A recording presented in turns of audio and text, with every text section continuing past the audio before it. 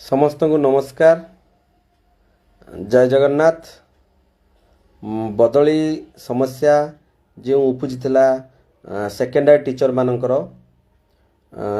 या उपरे डीएसी ओसेपा एवं हिटाची कंपानी एक गुरुत्वपूर्ण बैठक गत खाली सरी शिक्षक मानकर जो समस्या थिला म्यूचुअल केस नहीं स्पाउस केस नहीं बा अन्यान्य जेकोसी समस्या थिला ता उपरे पुंखानुपुंखा आलोचना करा जाइछि।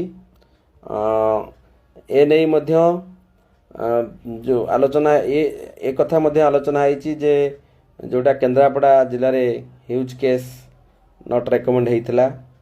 केन्द्रापड़ा जिला परी मध्य अनेक जिले में डीओ माने बहुत डीओ माने नॉट रेकमेंड करिसेंती।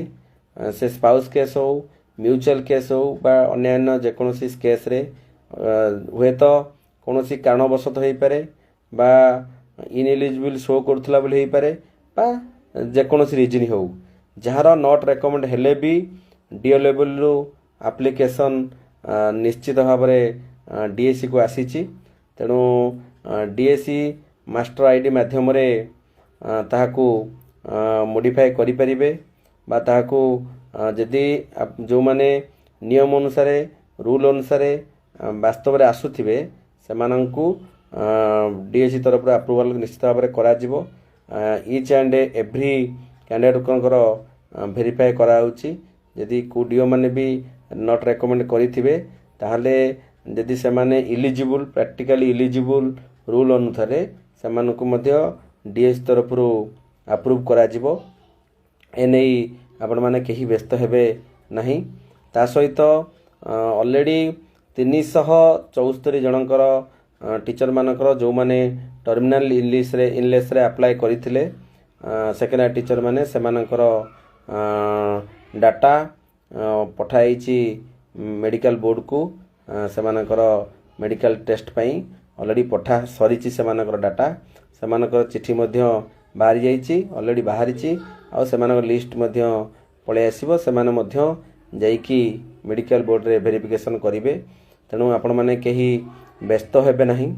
ट्रांसफर नहीं डीएसी तरफ समस्त उद्यम चली वर्तमान मध्य किछि किछि जहाँ विशेष सूत्र खबर मिलुची जे किछि किछि वेरिफिकेशन मध्य स्टार्ट हेलानी।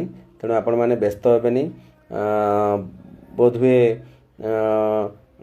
टिके माने तत्पर अछंती सरकार याकू किपरि भाव में ट्रांसफर को बा ट्रांसफरटा प्रोसेसटा को किपरि भाव में जल्दी कंप्लीट करेंगे। तेणु जार जहाँ समस्या थिला मुख्यतः जपरी केन्द्रापड़ा जिलार आउ केन्द्रापड़ा जिला परी अन्यान्य जिला मध्य सेम समस्या थिला ता मध्य धीरे धीरे सॉल्व हो जीवो निश्चित भाव में सॉल्व हम। से पड़ी अन्य जिले में जार स्पाउस केस नहीं किसी डीओ माने मध्य 15 वर्ष आउ 6 वर्ष को देखिकी नॉट रेकमेंड करथिले। आउ म्यूचुअल मध्य किसी डीओ माने जेंडर कास्ट को देखि जोडी इनएलिजिबल देखौथला नॉट रेकमेंड करथिले। से सबु एप्लिकेशन आछि डीएसी को। आपण मन भाबिबेन जे डीओ नॉट रेकमेंड करला माने रिजेक्ट हेगला सबु आसीची। एठी डीएसी लेवल ले verification each and every application को वेरिफिकेशन करा जिवो। जो माने इलिजिबल निश्चित भाव से मानकर अप्रूव हबो। एतरे किछि आउ एलिमेंटरी टीचर मानक मध्य प्रोसेस चली सेमानकर मध्य यथाशीघ्र आशा कराउछि। सेमानक मध्य यथाशीघ्र ऑर्डर बाहर जियो बोध हुए सेमानक टिके प्रोसेस जल्दी चली। आउ आम सेकेंडरी जेहेतु टिके प्रोब्लेम थिला तेणु आमर टिके प्रोसेस विलम्ब होउछि किंतु सरकार तरफ निश्चित भाव में उद्यम चली। आउ किपरि भाव में यथाशीघ्र ये प्रोसेस को कंप्लीट करा जिवो आम सेकेंडरी आउ एलिमिनेट हेबे नहीं।